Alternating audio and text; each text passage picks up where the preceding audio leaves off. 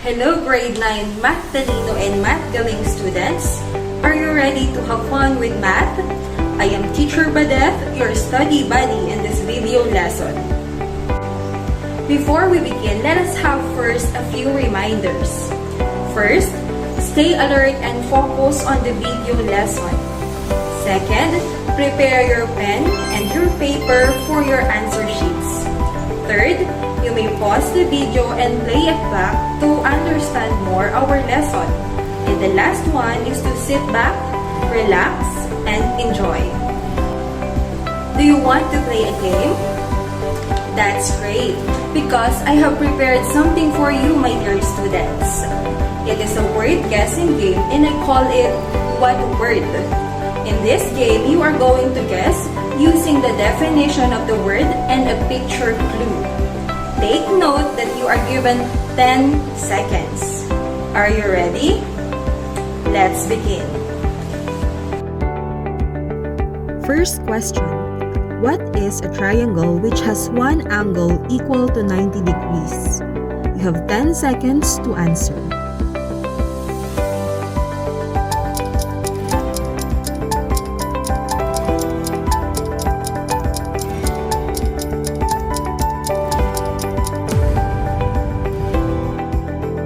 Again, what is a triangle which has one angle equal to 90 degrees? That's right, it is a right angle. Moving on to the second question, what is the longest side in a right triangle?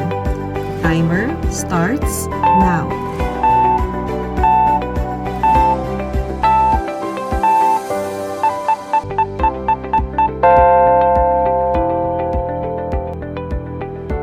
So what is the longest side? That's correct. It is called hypotenuse. Heading to the third and last question. What do you call the sides adjacent to the right angle?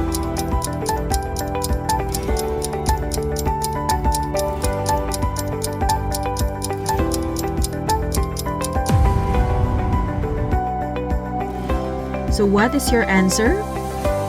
That's right, those sides are called legs. It's great that you recall all the parts of a right triangle. So it is right in time to discuss about Pythagorean theorem. So what is Pythagorean theorem? Let us begin from the beginning. The Pythagorean theorem is said to get its name from a Greek mathematician and a philosopher, Pythagoras of Samos, who is believed to be a pioneer of this theorem. But that's not true, as he is not the actual founder of this theorem, but was one of the Pythagorean clan members who devoted their lives to the subject and never revealed who its real founder was. However, in reality, this theorem existed even before Pythagoras and was useful even then, whereas Pythagoras only gave us the proof of this existing right-angled triangle theory. Yes, the traces of Pythagorean theorem could be found in the construction of ancient Babylonians, which existed even 1,000 years before Pythagoras. Not only that, but it marks its presence in ancient India as well, which is believed to have a rich culture of mathematics. The mathematical miracle was also used in Egyptian constructions, where they used Pythagorean theorem to build the pyramid and other structures. But the crucial question is, what does the Pythagorean theorem actually say? Pythagorean theorem states that the sum of the squares of the legs of a right triangle is equal to the square of the hypotenuse. It is famously known as a squared plus b squared is equal to c squared. Interesting, right? How do you think Pythagoras and other great mathematicians came up with this? Let triangle ABC be a right triangle with two legs A and B and hypotenuse C. We will prove that A squared plus B squared is equal to C squared. Let line segment CD be the altitude to the hypotenuse. Next, let line segment AD be equal to x and line segment BD be equal to y. Since each leg of triangle ABC is the geometric mean of the hypotenuse and the segment of the hypotenuse adjacent to that leg, then C over B is equal to B over x and C over A is equal to A over y. Applying cross multiplication, hence B squared is equal to CX and A squared is equal to CY. Since x plus y is equal to c, we have a squared plus b squared is equal to cy plus cx. Next, a squared plus b squared is equal to c times the quantity of y plus x. Since x plus y is equal to c, a squared plus b squared is equal to c times c. Hence, a squared plus b squared is equal to c squared. To understand further, let's take a look in this triangle with the lengths of each of the three sides, 3, 4, and 5. 3 and 4 with the lengths of the two legs, and 5 as the length of the hypotenuse. Let's take the lengths of each side and make a square for each of them. Afterwards, let's find the area of each square. Now, let's add the two smaller areas together. What can you notice? Exactly. It turns out that the sum of the two smaller squares is equal to the sum of the larger square.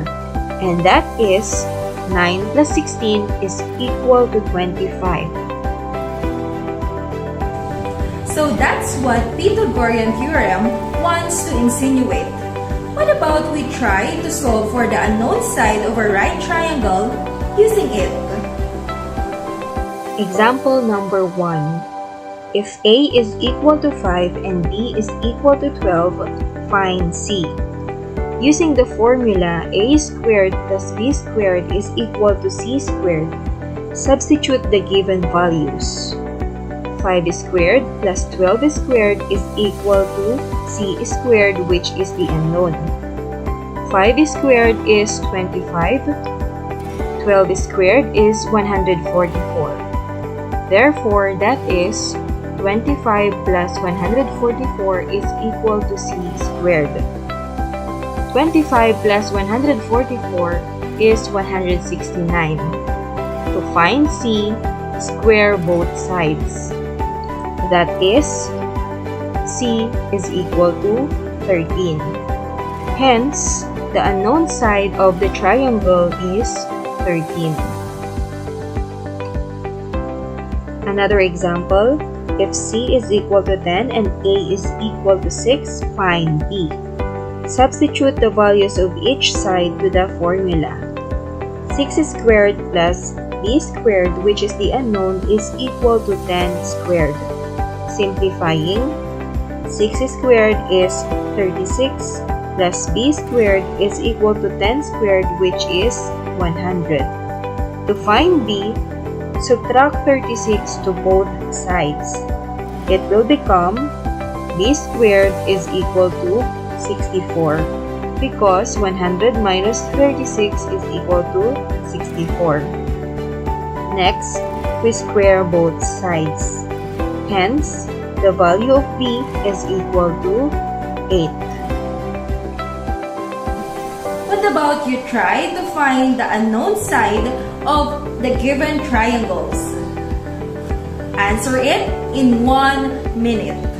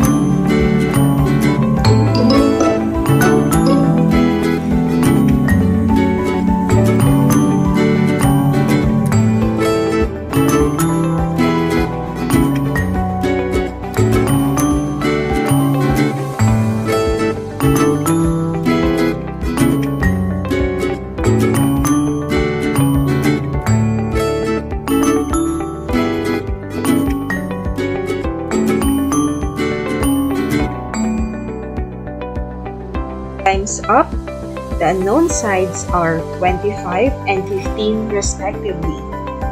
Did you get the answers correctly? Excellent! What can you say about Pythagorean Theorem? Interesting, right? That is why we cannot blame great mathematicians for studying and proving it in many ways, such as these examples.